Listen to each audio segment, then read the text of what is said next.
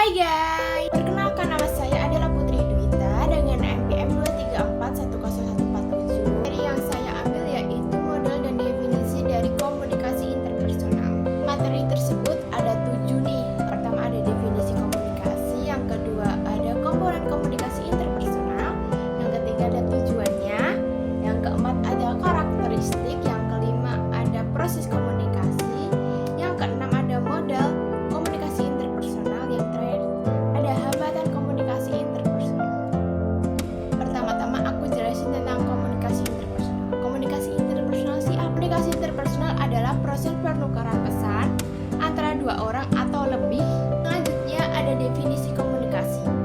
Komunikasi interpersonal adalah bentuk komunikasi yang melibatkan dua orang atau lebih yang saling berinteraksi secara langsung dan personal. Ini ada 4 definisi dari komunikasi interpersonal. Yang pertama ada formal, informal, intrapersonal, dan interpersonal. Yang pertama yaitu ada formal. Komunikasi interpersonal formal terjadi dalam konteks yang terstruktur seperti rapat bisnis dan presentasi. Yang kedua ada informal. Komunikasi interpersonal informal ini terjadi dalam konteks yang santai dan tidak berstruktur, yaitu seperti percakapan santai dengan teman. Yang intrapersonal. Apa sih intrapersonal itu? Komunikasi intrapersonal adalah komunikasi dengan diri sendiri yang meliputi pemikiran, refleksi, dan dialog internal. Interpersonal itu adalah komunikasi antara dua orang atau lebih yang bersaling berinteraksi. Selanjutnya ada komponen komunikasi interpersonal. Komunikasi interpersonal melibatkan beberapa komponen penting yang bekerja sama untuk menyampaikan pesan secara efektif, yaitu yang pengirim, yang kedua ada pesan, yang ketiga ada penerima, dan keempat ada saluran. Pengirim adalah orang yang mengirimkan pesan. Ada informasi atau ide yang ingin disampaikan. Yang ketiga orang yang menerima pesan.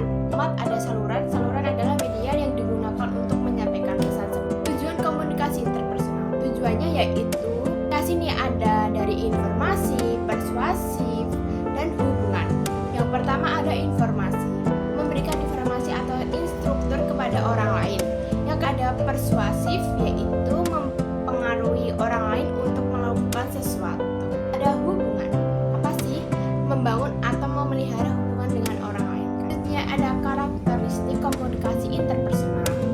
Komunikasi interpersonal memiliki ciri-ciri khusus yang membedakan dari bentuk komunikasi lainnya, yaitu langsung, tidak langsung, pribadi, formal, spontan, terencana, bersifat timbal balik, satu arah. Proses komunikasi interpersonal adalah serangkaian langkah yang terjadi ketika dua orang atau lebih yang saling bertukar pesan. Pertama, pembentukan pesan.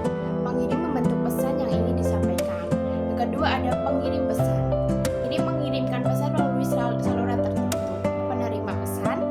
Penerima menerima pesan melalui saluran yang dipilih. Ada interpretasi pesan, yaitu penerima menginterpretasikan makna pesan berdasarkan pengalaman dan persepsinya. Penerima ada tanggapan.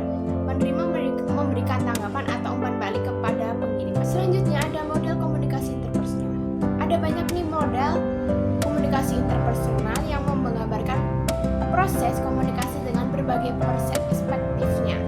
Yang pertama model linear. Model ini menggambarkan komunikasi sebagai proses satu arah dari pengirim ke penerima. Yang kedua ada model interaktif. Ini menekankan peran umpan balik dalam proses komunikasi. Ketiga ada model transaksional. Ini melihat komunikasi sebagai proses yang saling bergantung dan simulat antara pengirim dan penerima. Hambatan komunikasi interpersonal. Ada berbagai hal yang dapat menghambat komunikasi interpersonal yang efektif. Yang pertama, gangguan fisik. Kedua ada hambatan psikologis, hambatan semantik. Keempat yaitu ada hambatan budaya. Nah, di sini akhir dari materi dari komunikasi interpersonal. Terima kasih yang sudah menonton. Thank you so much for watching.